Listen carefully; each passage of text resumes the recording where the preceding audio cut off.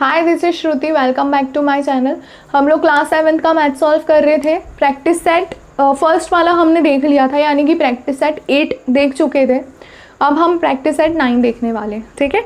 तो इसमें आपका जो फर्स्ट क्वेश्चन है, इसमें आपको क्या करना है, सॉल्व करना है। और यहाँ पर मुझे जैसा दिख रहा है कि डिवाइड का साइन है, मतलब आपको क्या करना है, डिवीजन ऑफ इंटीजर्स।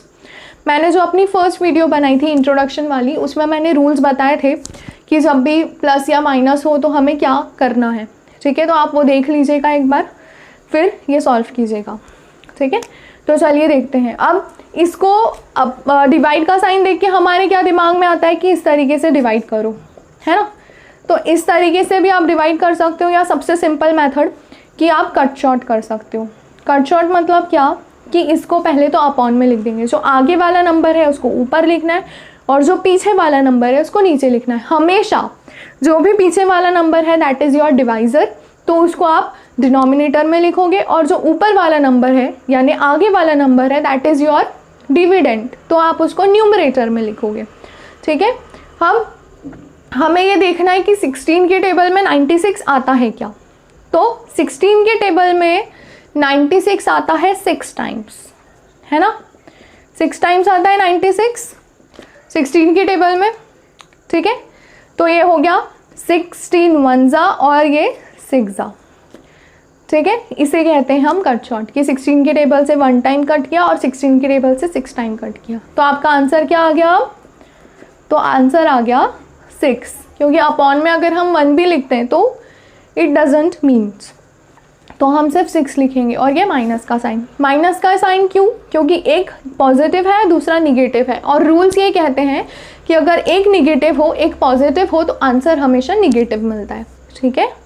तो ये आ गया आपका आंसर। अभी सेकेंड वाला देखते हैं। तो सेकेंड क्या है हमारे पास, 98 डिवाइड 28, सॉरी -28, ठीक है। 98 डिवाइड -28। तो अब हमें क्या करना है, इसमें बहुत ही सिंपल है। 98 को ऊपर लिखना है, 28 को नीचे लिखना है, ठीक है। अब आप सोचोगे कि यहाँ पे फिर से हमें 28 का टेबल बनाना पड़ेगा, फिर उसमें देखना पड़ेगा कि 98 आता है क्या, नहीं तो फिर छोटा नंबर लेंगे। ऐसा कुछ भी नहीं करना है, ठीक है। सबसे ईजी क्या करना है कि देखना है दोनों इवन नंबर है ना। दोनों इवन नंबर अगर है तो हम क्या करेंगे, 2 के टेबल से डिवाइड करेंगे, क्योंकि हमें पता है जो भी इवन नंबर होता है वो 2 से डिविजिबल होता ही है। हम लोग डिविजिबिलिटी टेस्ट पढ़ चुके हैं 5th क्लास में, 6th क्लास में, ठीक है।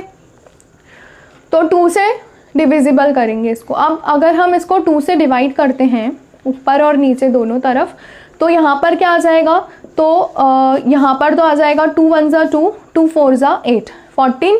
और ऊपर क्या आ जाएगा, जब हम 2 से 98 को डिवाइड करेंगे तो 2 4 8, 1 बचा, 2 18 टाइम्स कितने आता है, 2 9 18, ठीक है। तो अब मेरे पास क्या दिख रहा है, 49/14। अब हमें ये देखना है कि ये दोनों नंबर्स 49 और 14 किस टेबल में आते हैं। थोड़ा सोचो दिमाग लगाओ। तो हमें ध्यान आता है कि 7 के टेबल में ये दोनों भी नंबर्स आते हैं। किसके टेबल में? 7 के टेबल में।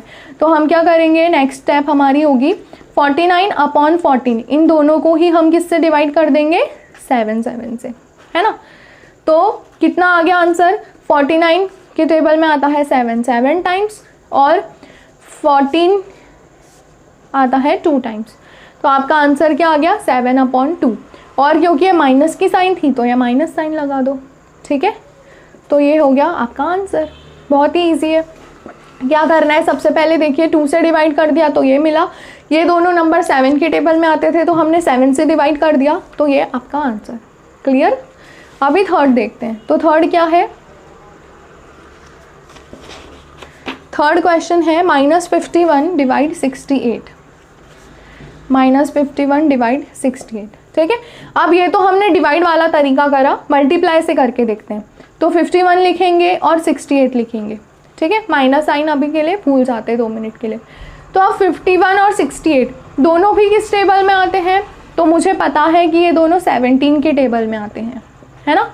तो 17 के टेबल में 3 टाइम्स आता है 51 और 17 के टेबल में 4 टाइम्स आता है 68, ठीक है। ये भी एक तरीका है कि 17 3 17 4 है ना। अब दोनों 17 कॉमन है तो दोनों को कैंसिल कर दो। तो आंसर क्या मिल गया हमको 3/4, ठीक है। और क्योंकि ये माइनस था तो ये माइनस यहाँ पे आ जाएगा, तो ये हो गया आपका थर्ड वाला। बहुत ही सिंपल था ये भी। अभी नेक्स्ट देखते हैं।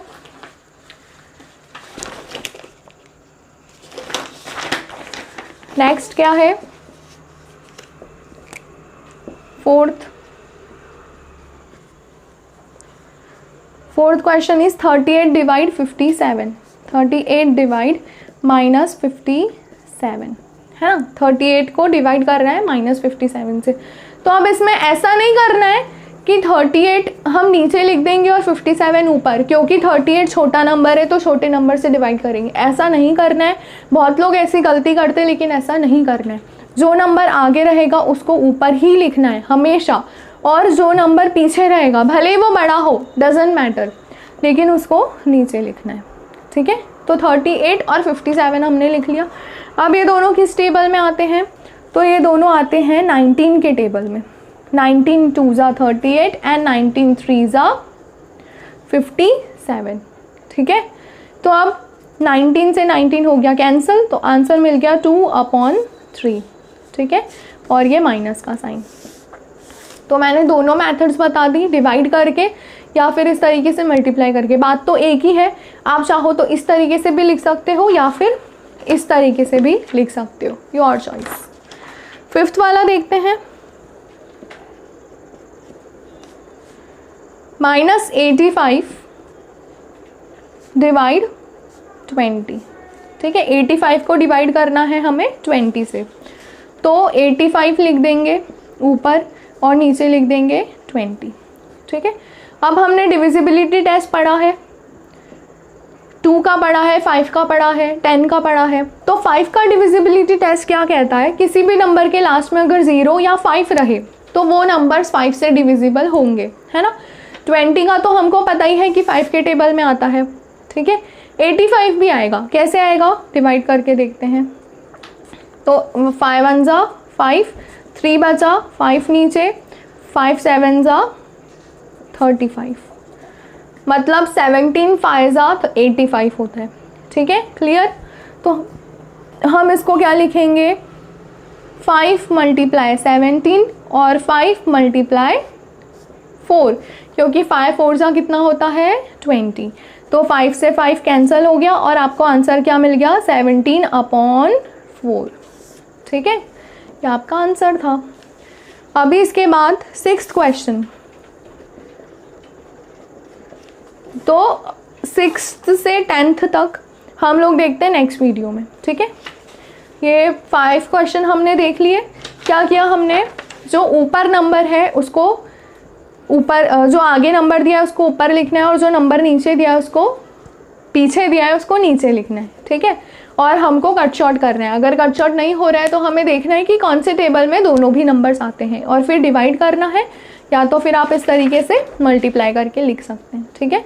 तो अब इसके बाद के क्वेश्चंस हम लोग नेक्स्ट वीडियो में देखते हैं। Thank you.